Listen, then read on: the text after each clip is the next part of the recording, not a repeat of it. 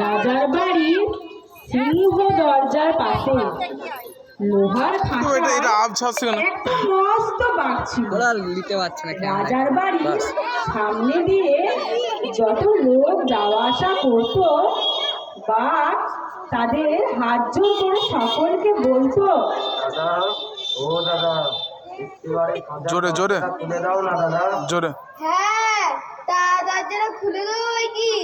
দরজাটা খুলে দিই আর তুমি বাইরে এসে আমার ঘাড় আটকাও।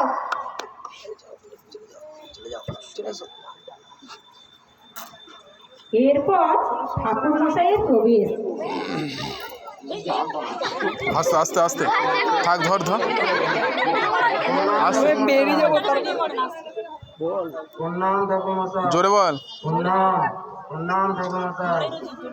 জোরে বল।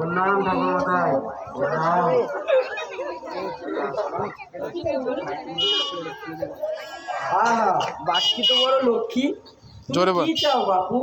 আজকে একটিবার যদি খাঁচার দরজাটি খুলে দিন, আপনার যদি পায়ে পড়ি। জোরে বলতে হবে।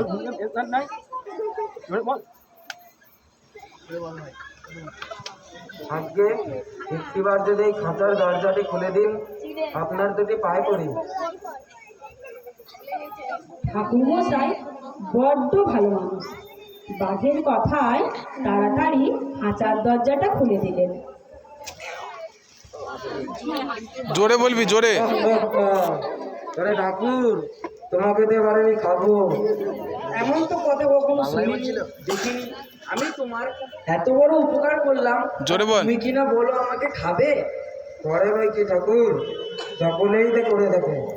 তা নয়, কেউ কখনোই করে না। এমন কাজ কি কেউ কখনো করে? করে ভাই কি ঠাকুর, সকলেই তো করে দেখো। জোরে বল। তা না, চারজন সাক্ষীকে জিজ্ঞাসা করি তারা কি বলে। আচ্ছা চলুন তবে, সাক্ষীরা যদি তাই বলে আমি আপনাকে ছেড়ে দিয়ে চলে যাব। আর যদি সাক্ষীরা আমার কথাই ঠিক বলে তবে ব্যাপার আপনাকে আমি ধরে খাবো।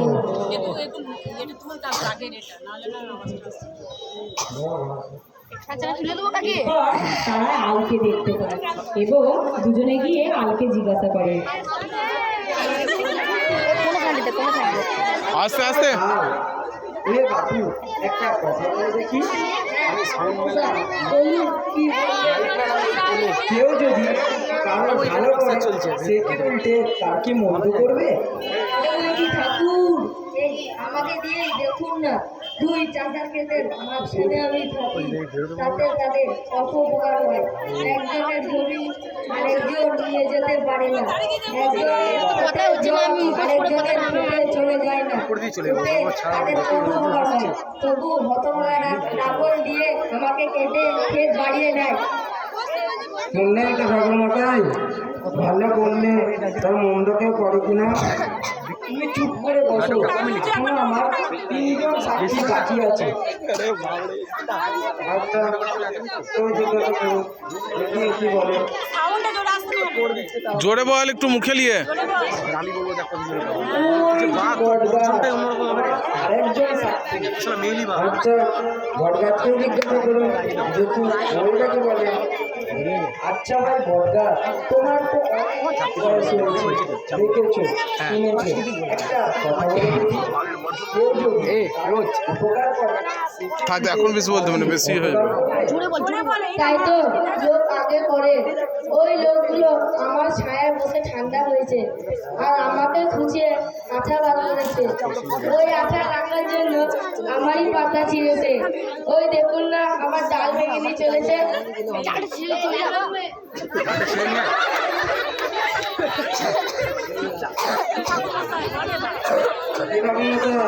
ও কি বলছে? এরপর ঠাকুর মশাই একটা ছাগলকে দেখতে পেলেন। জোরে বলবি, সামনে যা, সামনে যা। এ আওয়াজ হচ্ছে না, আস্তে আস্তে। হ্যাঁ বল, জোরে বলবি।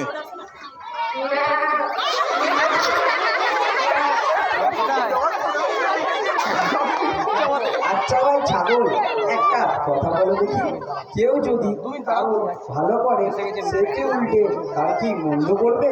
তো জোরে বল। করে বলছি ঠাকুর, এই আমাকে দিয়ে দেখুন না, আমি মানুষের কত উপকার করি। দুধ দিই, যা স্বাস্থ্যের পক্ষে খুবই উপকারী। এছাড়াও অনেক উপকার করে থাকি। আর মানুষ তাদের প্রয়োজন মিটে গেলে আমাদের জোড়া দামে হাতে দিতে দিয়ে আসে।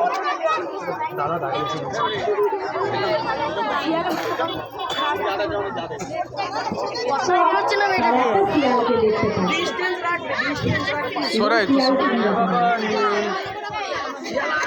শিয়াল করে শিয়ালের আগমন আমি মনে হচ্ছে মাইক জোরে বলবি, আসতে জোরে বলবি। এরপর ঠাকুরমশাই শিয়ালকে দেখতে পেলেন এবং বোকা ব্যাপারটা প্রথম থেকে শেষ পর্যন্ত বুঝিয়ে বললেন।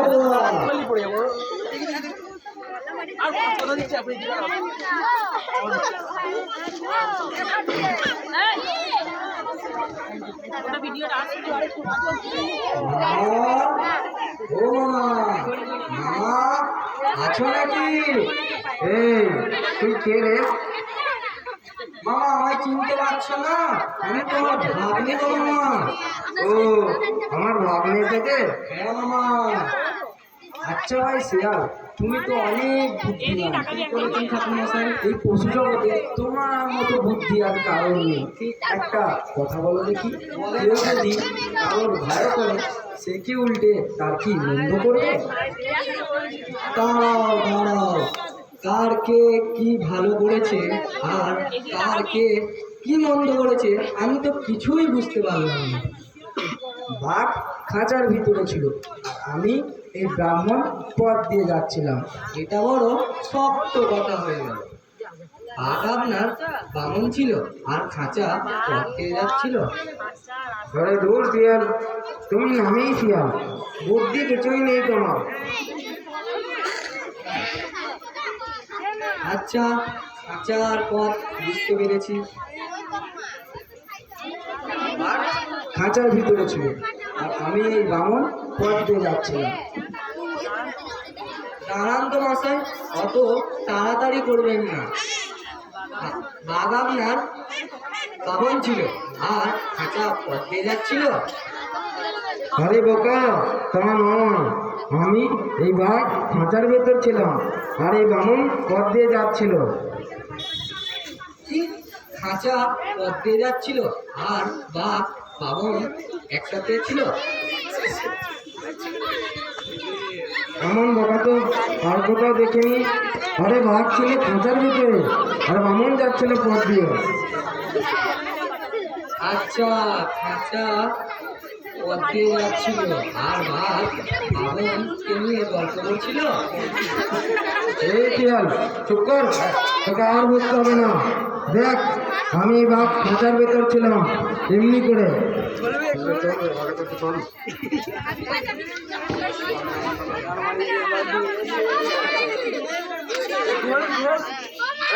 খোল, কি করছিস? খোল বলছি, খোল। ঠাকুর মশাই, এবার আমি সব বুঝতে পেরেছি। শুনুন মশাই, দুষ্ট লোকে কখনো উপকার করতে নেই, আর একেই বলে দুষ্টের শাস্তি। দুষ্টের শাস্তি, দুষ্টের শাস্তি। এই চিহ্নে ভোট দিই। জোরে হাত তুলে জোরে। বেশ ঠিক আছে, মানো। আমি যদি বলতে চাই এই চুপ, এই চুপ, চুপ বাড়ছে এখন চুপ তো বল। এরপর কি